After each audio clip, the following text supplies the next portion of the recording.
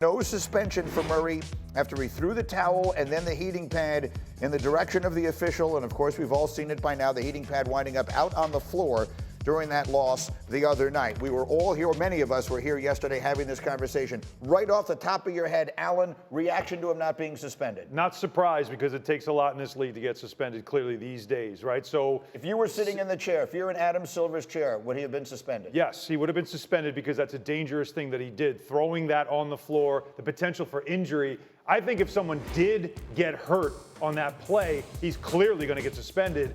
But here's something that's interesting, because we talk about two incidents. You saw the towel, then you see the heating pad.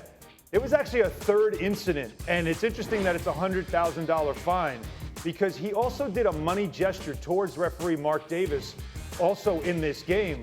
And that is, so watch right here, you see it right there. It was very slight, it was very quick that he does it, but he does the money gesture and his hand gestures towards Mark Davis. $100,000 fine is what he got for this, right? Rudy Gobert did the same exact thing earlier in March. Rudy Gobert's fine was $100,000 for that money sign. And that is something, obviously, as a league, you don't want with all the gambling aspects that we have today. So that's a curious thing. So it is really 3 incidents, not just 2.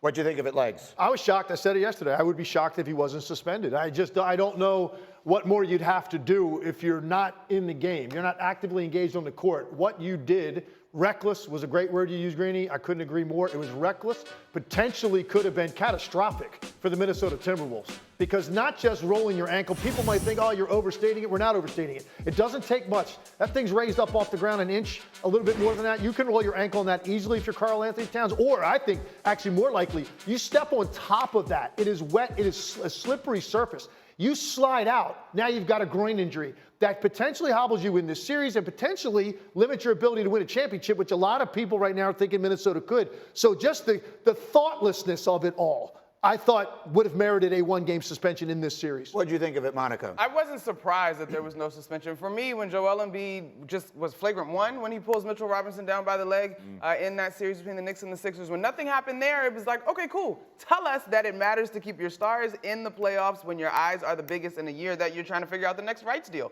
And so I wasn't surprised, unfortunately. Wendy, I give you the stage. What were your thoughts? Yeah, I went looking for a precedent because I really didn't remember one. It turns out there was a moment last year in Miami with Dwayne Dedmon, backup center from the Heat.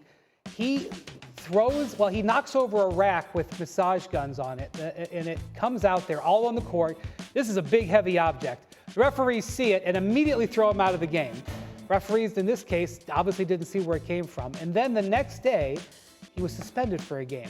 So you'd say, well, does that mean that under the same similar circumstances that Jamal Murray would be suspended? But there's an asterisk. It wasn't the NBA that suspended Dwayne Dedmon. It was the Heat, also because he was having an argument, and what triggered it was an argument with Eric Spoelstra.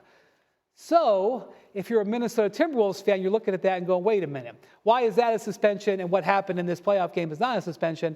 And the NBA can bring out their lawyer and say, well, that was a team suspension, not a league suspension. Look, and one was in a regular season and another is in a playoff, and we understand one is a star player, one is a backup center. All those things. Yeah. And that shouldn't come into account, but of course we know it does, and it's reasonable. Look, everything I say with great respect for Adam Silver and the league office, because they have to make very difficult decisions and they're weighing things that I'm not weighing. But in counter to everything you said, it was a reckless act, which the Dedmon one isn't really. He's smashing something in frustration. It's a reckless result, though. It was a reckless result, but this one was premeditated and purposeful. He did not throw one object, he threw 2 objects, and it was doing 2 things. It was disrespecting the officials to a far greater degree than making a money sign at them would be. He's throwing objects at an official, and then the fact that one of them goes on the floor, so it becomes a player safety issue. I'm on